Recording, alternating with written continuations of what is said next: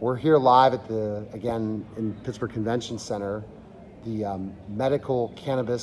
International Medical Cannabis Conference, and I'm here with Aaron Wood. First of all, Aaron, you have another awesome guest. You just keep firing them away. I can't wait till I get to interview you, a whole story about the company you're with and all that stuff and how great PR you guys do. You're phenomenal.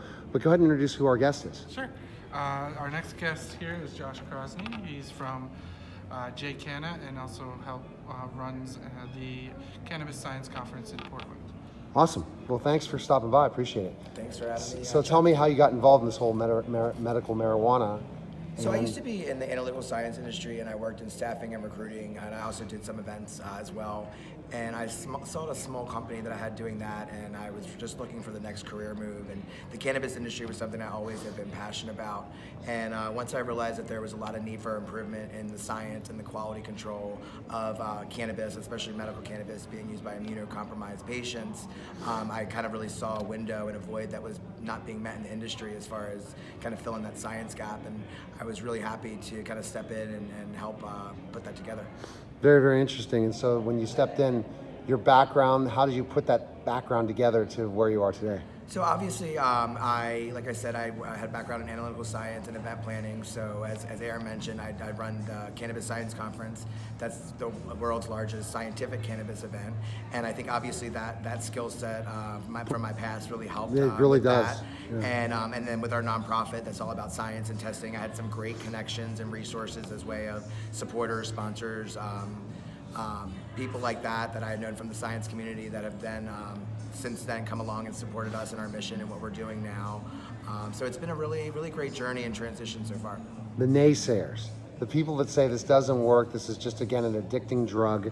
How can you say the way that they do it medically, it's a lot different? Because, honestly, when I first came here, I thought, oh, it's just like you smoke weed, right? And that's how we use it for medical marijuana. After I found out all this, because you have two different camps. You have the camp that they use marijuana for everything in any form, like in Colorado or California, and then you have the camp like in Pennsylvania where it's in different forms used medically, so it's not like the way we think of marijuana. So kind of explain that difference. Yeah. So yeah, as we progress in this industry, obviously there's more and more options and ways that you can consume cannabis. Obviously, like you mentioned, smoking cannabis is one way, but then there's also vaporization, there's edibles, there's transdermal patches, there's so many different things, cannabis enemas, cannabis feminine hygiene products. So really, if you can think of it and think of a way to make it infused with cannabis, they're doing that. And I think it's really interesting. A recent Quinnipiac poll study in 2017 said that 94% of Democrats and 90% of Republicans are in favor and support adults being able to use medical cannabis or marijuana. Right. And I think it's really interesting because it shows that it's not a Democratic issue or a Republican issue. Right. That this is, and we don't have these crossover issues too often, so it's really nice to monopolize on them and really take advantage of the fact that this is a bipartisan issue and it does kind of go across the board. I'm sure your viewers might have noticed that just this week or recently, John Boehner, the former Speaker of the House, has come out and now said that he has done a 360 and he is completely in support of cannabis and marijuana, and is also working in the industry as an advisor to one of the companies. This again, people think of cannabis, smoking it chronically, as dangerous. I'm bringing this question up because you're the science person. Sure. Well, as dangerous as something like if you're going to smoke it, like in a joint form where it leads to maybe just like smoking cigarettes. Sure. But that's not how patients are taken care of. So I always say that cannabis in itself is inherently safe. No one's ever died as a direct result of an overdose of cannabis. But with that being said, there are concerns like drug interactions and contamination. Right. So when you're looking at the immunocompromised population, when cancer patients and other conditions, they're obviously immunocompromised when they're going through treatments like chemo or radiation. Mm-hmm. And it's very important that the cannabis that they're using is not contaminated with pesticides and heavy metals and molds and solvents.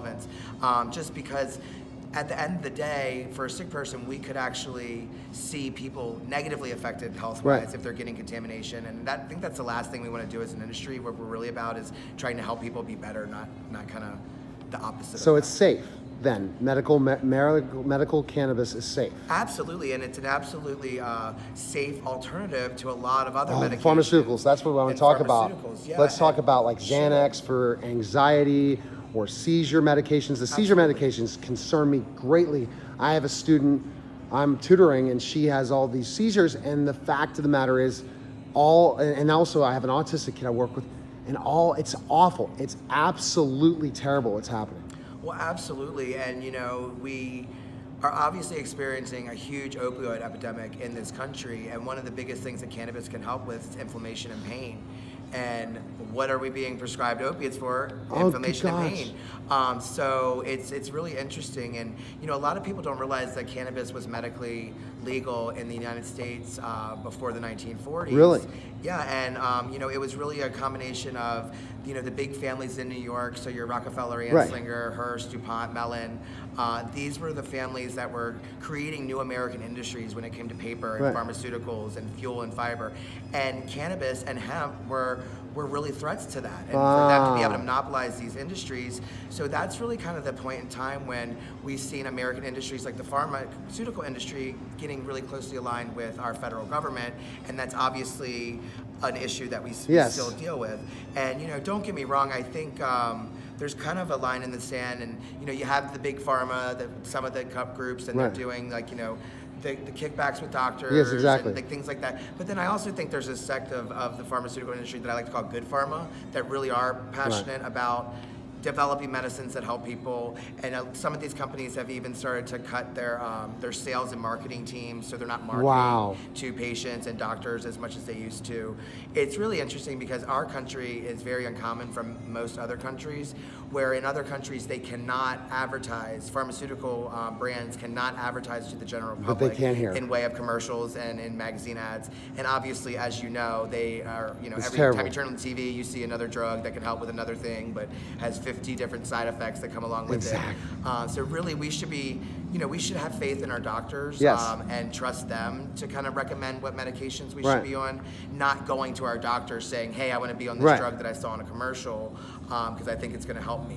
So I think with that, and that being said, if you don't feel comfortable and you don't trust your doctor, you can always get another opinion and work with another doctor. Exactly. And that's what I always tell patients. Even in legal states, their primary care physicians sometimes do not agree with them using cannabis for medical reasons. So I tell them, if that's something you're passionate about and you want to be using this plant medicine, there's plenty of doctors out there that will be open to using. I'm definitely going to consider it, because again, some of my kids, I have 5 kids of my own, might have attention issues and different and hyperactivity and different things like that. Absolutely, and we've seen that cannabis is really helping with those conditions, and like you said earlier, anxiety and epilepsy. Yeah. So anxiety and attention deficit disorder are two of the ones that we really are seeing great work with. And the sad thing is we're still working on getting beyond the stigma of this plant. So it's really interesting where a lot of people will say they support this, and like I said earlier when I talked about the study where 90% of Republicans, 94% of Democrats support this for adult medical use.